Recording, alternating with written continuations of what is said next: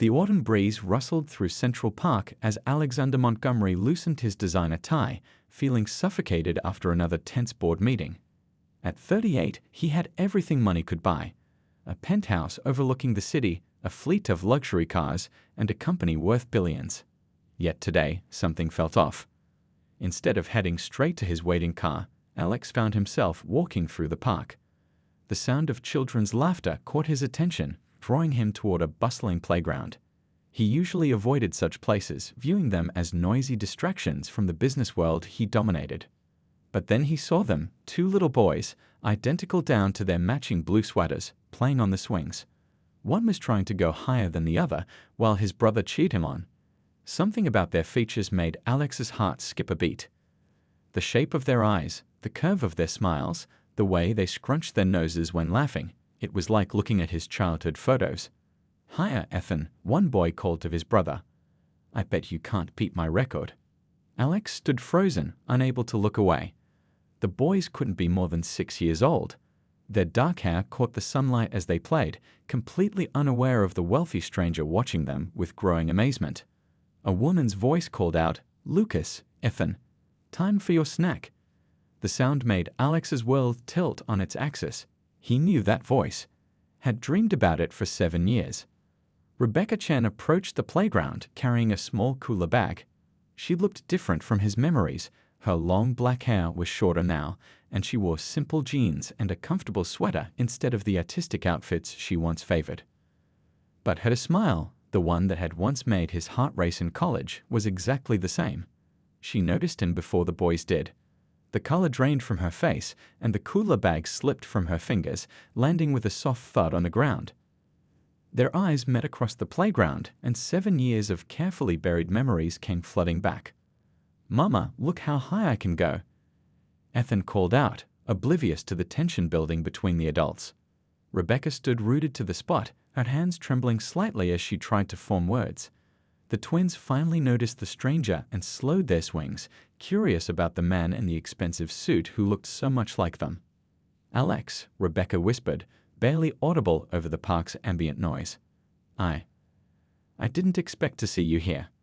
The twins hopped off their swings and ran to their mother, suddenly shy in front of this familiar-looking stranger. Lucas, the more outgoing of the two, tugged at his mother's sleeve. "Mama, who's that?" Alex's mind was racing, doing calculations he didn't want to acknowledge. 7 years since he'd last seen Rebecca. 6-year-old twins who shared his features. The way Rebecca was looking at him, a mixture of fear, guilt, and defiance. "They're mine, aren't they?" The words came out barely above a whisper, but they seemed to echo through the playground like thunder. Rebecca pulled her sons close, protecting them instinctively. "Boys, why don't you go play on the slides for a few minutes? Mama needs to talk to an old friend."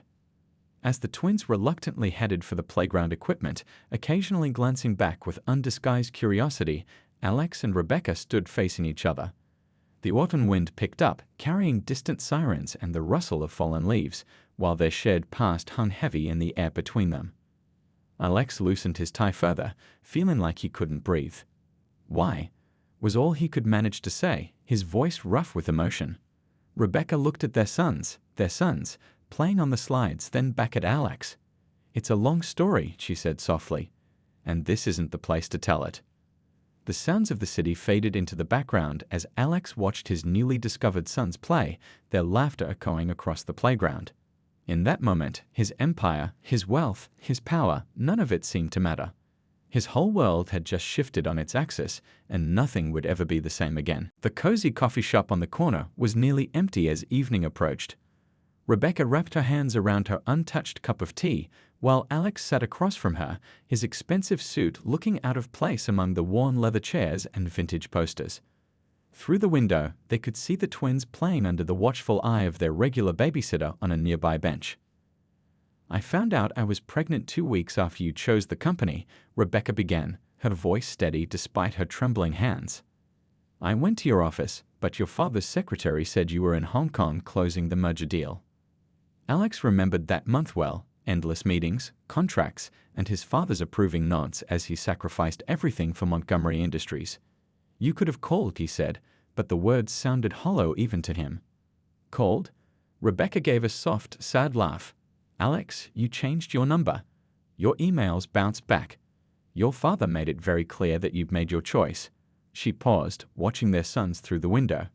When I learned it was twins, I knew I had to protect them from becoming pawns in your family's power games. The truth hit Alex like a physical blow. He remembered his father's satisfied smile when he'd announced that the artist girl was no longer in the picture. Had his father orchestrated their separation all along? I built a life for us, Rebecca continued, pulling out her phone to show him photos. I publish children's books now. I illustrate and write them. The boys help me come up with stories sometimes. Her face softened with pride. Lucas has your head for numbers. And Ethan? He can already play 3 songs on the piano. Alex leaned forward to look at the photos, the twins on their first day of school, birthday parties with homemade cakes, quiet moments of them reading together on a worn but comfortable-looking couch. A life full of love, but without the privileges he'd grown up with. They ask about their father, Rebecca said quietly. I've never lied to them. I tell them he's a businessman who doesn't know about them, but that he would love them if he did. She met his eyes. Was I wrong about that part? Alex felt tears threatening to form, something that hadn't happened since he was a child. No, he managed to say. You weren't wrong. He watched through the window as Lucas helped Ethan tie his shoelace. They're incredible. They are, Rebecca agreed. But Alex, they're happy. They're healthy. They don't need fancy schools or designer clothes or... They need their father, Alex interrupted, his voice rough with emotion. I've already missed 6 years. First steps, first words, first everything. Rebecca's expression softened. They took their first steps right after each other. Lucas first, then Ethan 5 minutes later, like he couldn't let his brother get too far ahead. She smiled at the memory. Their first word was book, though Lucas pronounced it buck and Ethan said ook. Alex absorbed every detail like a man dying of thirst. Tell me more, please. For the next hour, Rebecca shared stories, their first Christmas, their preschool adventures, the time Lucas convinced Ethan that clouds were made of cotton candy. Alex listened, laughing and hurting at the same time, imagining all the moments he'd missed. I want to be part of their lives, he finally said. I know I have no right to demand anything, but please, Rebecca, let me know them. Rebecca was quiet for a long moment, watching their sons play. It won't be simple. Your world, the press, the business, your family. I don't care about any of that, Alex said firmly. Those boys are more important than everything else combined. The Alex I knew 7 years ago would never have said that, Rebecca observed. The Alex you knew 7 years ago was a fool, he replied simply. Please give me a chance to prove I can be the father they deserve. Outside, the twins had started a game of tag, their laughter floating through the coffee shop window. Rebecca watched them, then looked back at Alex. We'll take it slow, she said finally, very slow. And at the first sign that this might hurt them. I understand, Alex said quickly. Thank you. As they stepped out of the coffee shop, the twins ran up to them, curious about this man who looked so much like them. Alex knelt down to their level, his heart pounding. Hi, Lucas said boldly, while Ethan hummed back slightly. Why do you look like us? Alex looked up at Rebecca, who gave him a small nod. That's a very good question, he said gently. And if it's okay with your mom, I'd really like to tell you about it.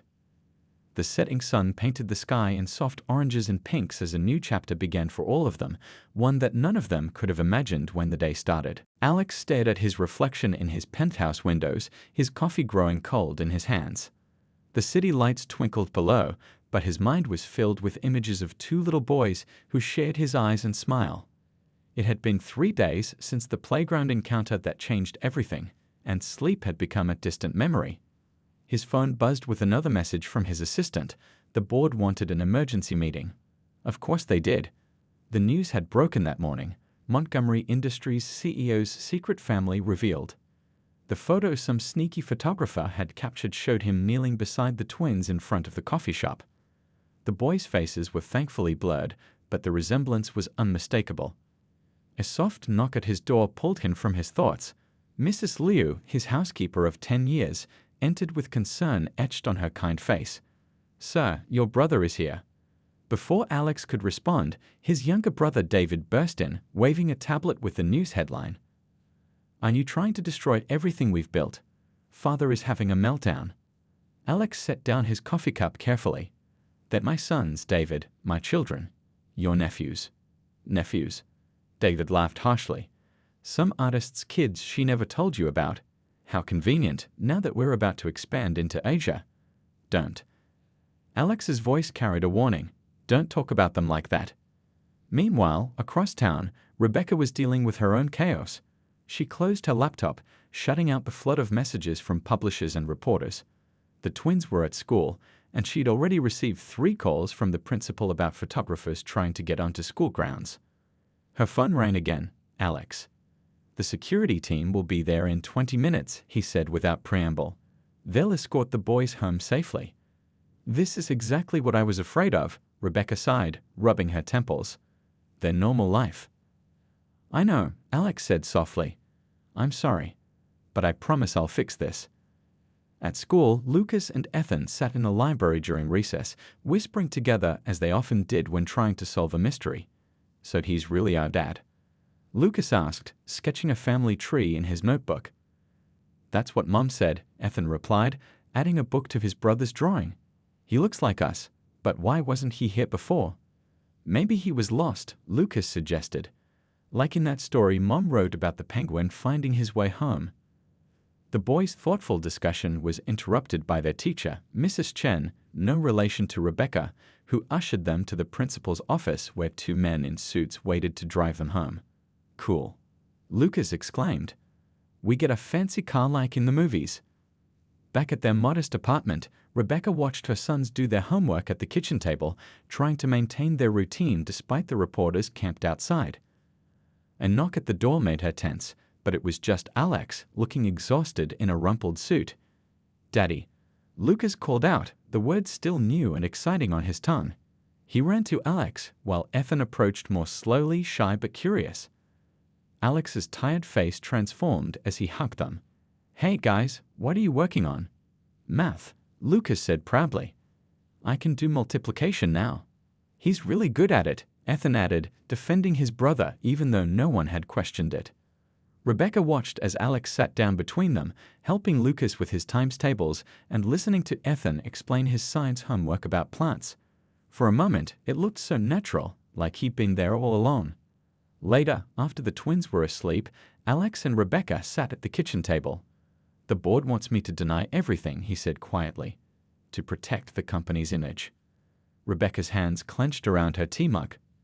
And I told them they could either accept my sons or find themselves a new CEO." He ran a hand through his hair. "I may have also mentioned that my shares give me controlling interest." "Alex." "I meant what I said before," he interrupted. "They're more important than all of it. I just need time to figure out how to protect them from my world while still being part of their lives." Rebecca reached across the table and squeezed his hand. "We'll figure it out together. But Alex, they're going to have questions. Hard ones. About why you weren't here, about your family, about everything." "I know." He looked toward the boys' bedroom. "I'll tell them the truth, that I made mistakes, that I let the wrong things become important. That I'll spend the rest of my life making up for lost time if they'll let me." Outside, camera flashes occasionally lit up the windows despite the late hour. Their peaceful world had been shaken, but inside this apartment, 3 people were learning to be a family, and 2 little boys slept soundly, dreaming of math problems and their new dad who looked just like them. The Montgomery Industries boardroom buzzed with tension as Alex straightened his tie and prepared to face the storm. Through the floor-to-ceiling windows, rain pelted the glass, matching his mood. The morning's financial papers sat before each board member, all bearing similar headlines about the company's falling stock prices. "This is a disaster," Richard Wong, the longest-serving board member, declared, slapping down the latest earnings report. "Our Asian partners are getting nervous. They're questioning the stability of our leadership." Alex's brother David sat at the far end of the table, a slight smirk playing on his lips. He'd spent the past week meeting privately with board members, no doubt planting seeds of doubt about Alex's capability to lead. "The company's image isn't just about profits," David said smoothly. "It's about trust. How can our partners trust a CEO who hid something this big? Who knows what else he might be hiding? Alex felt his jaw clench. I didn't hide anything. I didn't know about my sons until 2 weeks ago. And yes, the mysterious twins, another board member chimed in. Have you even done a DNA test? Alex stood up, his chair scraping against the hardwood floor. Those boys are mine. Anyone with eyes can see that. And if you're so concerned about the company's image, maybe we should discuss how my father's secretary was instructed to block all contact from Rebecca 7 years ago. The room fell silent. David's smirk vanished. Meanwhile, at the twins' school, Rebecca sat in the principal's office, trying to maintain her composure. The other parents are complaining about the media attention, the principal explained gently. We've had 3 instances of reporters trying to interview students about the boys. Rebecca's heart sank. We've tried to keep them sheltered from all this. Mom! Lucas burst into the office, tears streaming down his face. Ethan followed close behind, equally upset. Tommy said we're only special because our dad is rich. He said we weren't good enough before. Rebecca pulled both boys into her arms, meeting the principal's sympathetic gaze over their heads. Her phone buzzed with Alex's name on the screen. Back in the boardroom, Alex was fighting the battle of his life. Our stock prices are down because of uncertainty, he argued. The market hates uncertainty, so let's end it. I'm calling a press conference. Today. You can't be serious, David protested. You'll only make things worse. No, Alex said firmly. What's making things worse is all this speculation. I'm going to tell the truth, the whole truth. About how I chose the company over love 7 years ago, about how I didn't know I had sons, and about how I'm choosing to be a father now, no matter what. His phone lit up with Rebecca's message about the school incident. Without hesitation, Alex gathered his papers. This meeting is adjourned. My sons need me. If you walk out that door, David warned, you might not have a company to come back to. Alex paused at the door. Then I guess I'll have to trust that doing the right thing is more important than doing the profitable thing. He found Rebecca and the twins in a small ice cream shop near their school. Both boys were still sniffling over their sundaes. Alex sat down beside them, not caring that his expensive suit was getting ice cream drips on it. Hey guys, he said softly. Rough day? Lucas looked up at him with red-rimmed eyes. Are we only special because you're rich? Alex felt his heart break a little. No, you're special because you're you. Both of you. You're special because Lucas can multiply numbers faster than anyone in his class, and because Ethan can remember every detail of every story he's ever read. You're special because you take care of each other, and because you make your mom smile, and because you're the best things that have ever happened to me, even though I didn't know about you until now. Ethan stirred his melting ice cream. But why are people taking our pictures? Why do they care about us now? Alex shared a look with Rebecca before answering. Because grown-ups sometimes forget what's really important. They think money and power are what make people special. But they're wrong. And I'm going to tell them that. How? Lucas asked, perking up with interest. I'm going to talk to all those reporters, Alex explained. I'm going to tell them that I made a mistake a long time ago by thinking work was more important than love. And that I'm not going to make that mistake again. Rebecca touched his arm gently. Are you sure? The board can either understand that I'm a father first and a CEO second, or they can find someone else to run the company. Alex helped Ethan wipe ice cream from his chin. I've missed too much already. I'm not missing anything else. As they left the ice cream shop, a few photographers started snapping pictures. But this time, instead of hurrying away, Alex knelt between his sons, hugged them close, and smiled directly at the cameras. Let the world see what really mattered. Let them see that love was more important than stock prices. Let them see a father choosing his family over his fortune. The early morning sun streamed through the windows of Alex's penthouse kitchen as he attempted to make pancakes for the first time in his life. The twins were spending their first weekend at his place, and he wanted everything to be perfect. Unfortunately, the pancake in the pan looked more like a misshapen blob than the perfect circles Mrs. Liu usually made. You're supposed to flip it when the bubbles appear, Ethan said helpfully, peering over the counter. He'd been reading cooking books lately and had become the family's resident food expert. Like this? Alex asked, attempting to flip the pancake. It landed half-folded, and Lucas giggled from his perch on a kitchen stool. Mom says cooking is like art, Lucas offered. You have to practice to get better. Alex smiled, adding the imperfect pancake to the growing stack. Your mom is very wise. Speaking of art, did you bring your drawings to show me? Both boys rushed to their backpacks, pulling out colorful papers. Alex had cleared a whole wall in his home office to display their artwork, something that had shocked his assistant when she first saw it, replacing the expensive modern art that used to hang there. I drew our family, Lucas explained, holding up his picture. See? That's you in your suit, and Mom with her paintbrushes, and me and Ethan playing baseball. Alex felt his throat tighten with emotion as he looked at the crayon drawing. The four figures were holding hands, huge smiles on their faces. It's perfect, he said softly. Absolutely perfect. Later that morning, Alex sat in the stands at the local baseball field, watching the twins' Little League practice. He'd rescheduled 3 meetings for this, and it was worth every complaint from his secretary. Rebecca sat beside him, both of them cheering as Lucas caught his first fly ball.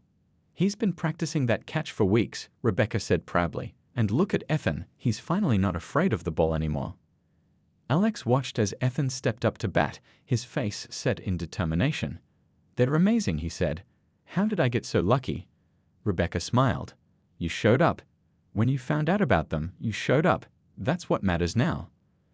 The sound of a bat connecting with a ball drew their attention back to the field. Ethan had hit his first single, and his face lit up with joy. Dad, did you see that? He called out, bouncing on first base. Alex stood up cheering. Great hit, buddy, that was amazing. After practice, they all went for pizza at the twins' favorite local place. The owner, Mr. Chen, again, no relation to Rebecca, had known the boys since they were toddlers and treated them like family. He didn't care that Alex was a famous CEO, he just cared that the twins were happy. Your boys, they're good boys, Mr. Chen said to Alex as he brought their usual order. Very polite, very kind, you should be proud. I am, Alex replied, watching as the twins argued good-naturedly over the last slice of pepperoni. Their mother did an incredible job raising them. That evening, back at the penthouse, Alex helped the boys with their homework while Rebecca worked on illustrations for her next book at the dining table. It felt natural, like they'd been doing this forever instead of just a few weeks. Dad, Lucas said suddenly, looking up from his math worksheet, can you come to our school's family day next week? We're supposed to talk about what our parents do. Alex exchanged a glance with Rebecca before answering. I'd love to, but are you sure? There might be more reporters. We don't care about that anymore, Ethan chimed in. Tommy tried to make fun of us again, but I told him my dad might run a big company, but he also makes really bad pancakes, and that made everyone laugh. Alex chuckled, ruffling Ethan's hair. Thanks for defending my honor, even if it's at the expense of my cooking skills.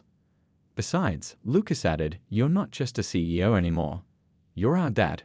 That's more important. Rebecca looked up from her sketches, her eyes meeting Alex's over the boys' heads. They shared a smile, both thinking the same thing. Out of the mouths of babes comes wisdom. Later, after the twins had fallen asleep on the huge guest room beds they'd helped pick out, Alex and Rebecca stood in the doorway, watching them sleep. I used to come home to an empty house and think I had everything, Alex whispered. Now I know I had nothing that really mattered. It's not too late, Rebecca replied softly. You're here now. That's what they'll remember. As they closed the door quietly, leaving their sons to their dreams, Alex realized that all the board meetings, all the business deals, all the corporate power plays, none of it compared to the simple joy of making bat pancakes for his kids on a Saturday morning. The hospital waiting room was too quiet, too sterile. Alex paced back and forth, his usually immaculate suit wrinkled from hours of sitting and waiting. Rebecca sat nearby, her sketchbook untouched in her lap, watching the door for any sign of the doctor. It had started as a normal Monday morning. Lucas had complained of a headache during breakfast, but they'd thought it was just lack of sleep from the exciting weekend. By lunchtime, the school nurse had called. Lucas had collapsed during math class, his favorite subject. Mr. Montgomery. A nurse appeared with some forms. We need your signature for the additional tests. Alex signed without even reading them, something he'd never done in business but did without hesitation for his son. Ethan sat curled up in a chair, unusually quiet without his twin to talk to. "Dad?" Ethan's voice was small. "Is Lucas going to be okay?" Before Alex could answer, his phone buzzed. David's name flashed on the screen, along with urgent messages about the emergency board meeting he was missing.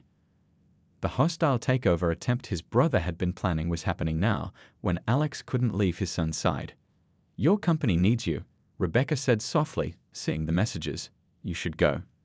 Alex looked at her, then at Ethan, then at the door behind which doctors were running tests on Lucas. "No," he said firmly, turning off his phone. "My son needs me more." Hours crept by. Ethan finally fell asleep, his head in Rebecca's lap. Alex continued his pacing until a doctor appeared, looking tired but relieved. "We've identified the problem," she explained. "It's a rare condition, but treatable. However, the treatment protocol is expensive and experimental." "Cost is not an issue," Alex interrupted. "Whatever he needs, he'll get the best." The doctor nodded, understanding. "The first specialist who can begin treatment is in Switzerland. The sooner we start." "I'll arrange the corporate jet," Alex said, already reaching for his backup phone. Then he paused, looking at Rebecca. If that's okay with you." Rebecca wiped tears from her eyes. "Of course, whatever Lucas needs." The next few hours were a blur of activity. Alex's assistant arranged the flight while Rebecca packed bags for everyone. The hospital prepared Lucas for transport, and Ethan refused to leave his brother's side once they let him visit. Just as they were preparing to leave for the airport, David burst into the hospital waiting room, waving papers. "You've missed the vote. The board has called for an emergency leadership change. You're about to lose everything you've worked for." Alex looked at his brother, really looked at him, and felt only pity. "No, David. I'd almost lost everything 7 years ago when I chose the company over love. I'm not making that mistake again." "You're choosing them over your own family," David demanded. "They are my family," Alex replied calmly. "You and Father, you're just people who taught me all the wrong lessons about what matters in life." David's face reddened. "If you get on that plane, you'll have nothing left." Alex picked up Lucas's favorite stuffed penguin that Rebecca had brought from home. "If I don't get on that plane, I'll have nothing that matters." He turned to Rebecca and Ethan, ready. The private jet was waiting when they arrived at the airport. Lucas was still groggy from medication, but he managed a small smile when he saw the plane. "Cool," he whispered. "Just like in the movies." Ethan held his brother's hand throughout the takeoff, telling him about all the fun they would have in Switzerland. "There's real snow there," he said excitedly. "Maybe we can build a snowman after you're better." As they flew over the ocean, Rebecca showed Alex her phone. News alerts about Montgomery Industries' leadership crisis, plummeting stock prices, and David's triumph in the boardroom. "I'm sorry," she said quietly. "I know how hard you worked for that company." Alex looked at his sons, both now sleeping peacefully. Lucas's color was already better, and Ethan had finally relaxed enough to doze off while holding his brother's hand. "You know," he said, "my father always told me that legacy was about building something that lasts. He meant the company, but he was wrong." He gestured to the twins. "This is my legacy. Being there for them, loving them, showing them what really matters in life, that's worth more than any company." Rebecca touched his hand gently. "When did you get so wise?" "Around the time I learned to make really bad pancakes," he replied with a small smile. The plane flew on through the night, carrying a family that had chosen love over empire, healing over power, and the simple truth that being there for each other was worth more than all the corporate takeovers in the world. 3 months later, Central Park was alive with autumn colors, the same playground where it had all begun now dusted with fallen leaves. Lucas chased his brother through piles of red and gold, his laughter echoing across the park. The experimental treatment in Switzerland had worked better than anyone had hoped, and now no one would ever guess he'd been sick. "Be careful, you two," Rebecca called out, but she was smiling. After everything they'd been through, seeing her sons playing freely again was the greatest gift. Alex sat beside her on the bench, looking remarkably relaxed in jeans and a sweater. The past months had changed him in ways no one could have predicted. Losing his company had somehow made him richer in all the ways that mattered. Dad. Come push us on the swings. Ethan called out, already climbing onto his favorite swing. Lucas quickly claimed the one next to it. Judy calls, Alex said with a grin, jogging over to his sons. As he pushed them higher, the delighted squeals drew smiles from other parents in the playground. Higher, Dad, Lucas demanded, pumping his legs just like Alex had taught him during their extended stay in Switzerland. Remember when we first met Dad here? Ethan asked his brother as they swung side by side. You were scared of him. Was not. Lucas protested. You were the scared one. Alex laughed, remembering that day that seemed both so long ago and just yesterday. I was the scared one, actually, he admitted. I was afraid you wouldn't want me in your lives. A familiar voice interrupted their moment. Mr. Montgomery? Alex turned to see Mrs. Liu, his former housekeeper, standing there with tears in her eyes. She'd been one of the few staff members who'd tried to warn him about David's plans. I thought you should know, she said, holding out a tablet. The truth came out. The business news site showed David being led out of Montgomery Industries in handcuffs. The headline read, Corporate Conspiracy Exposed. Wrongful Takeover Attempt Leads to Criminal Charges. Rebecca joined them, reading over Alex's shoulder. The article detailed how David's scheme had involved falsified documents and illegal board manipulation. The company's shares were recovering as investors learned the truth. The board wants you back, Mrs. Liu said softly. They're saying you were right all along, about what matters about putting family first.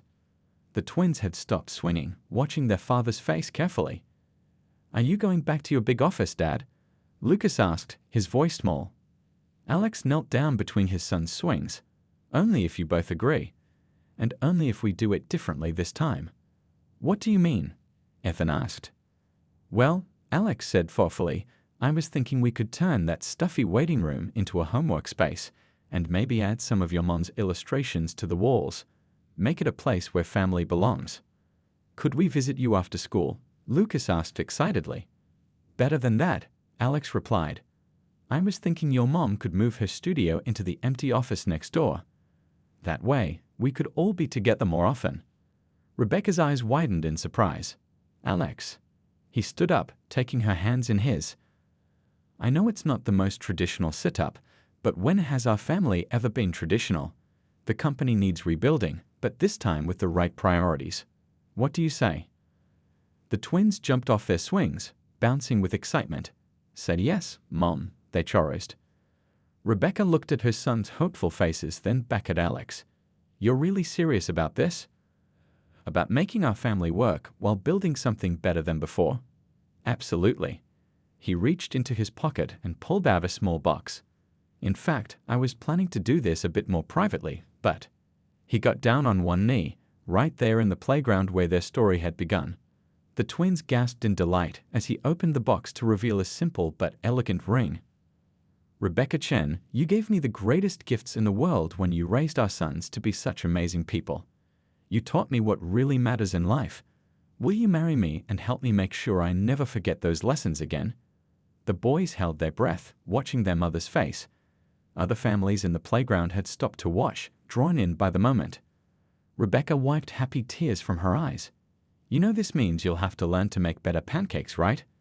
Is that a yes? Alex asked hopefully.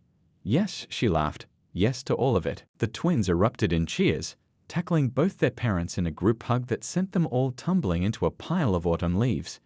As they lay there laughing, Alex looked at his family, his real legacy, and knew that sometimes the best things in life come from the most unexpected moments. I love you, he said softly, not to any one of them, but to all of them, to this beautiful, messy, perfect family that had changed his world. We love you too, Dad, the twins replied in unison, as they often did. Rebecca squeezed his hand and whispered, even your bad pancakes. And there in the playground where a chance encounter had changed everything, their laughter joined the rustle of falling leaves, creating a melody of joy that no amount of corporate success could ever match.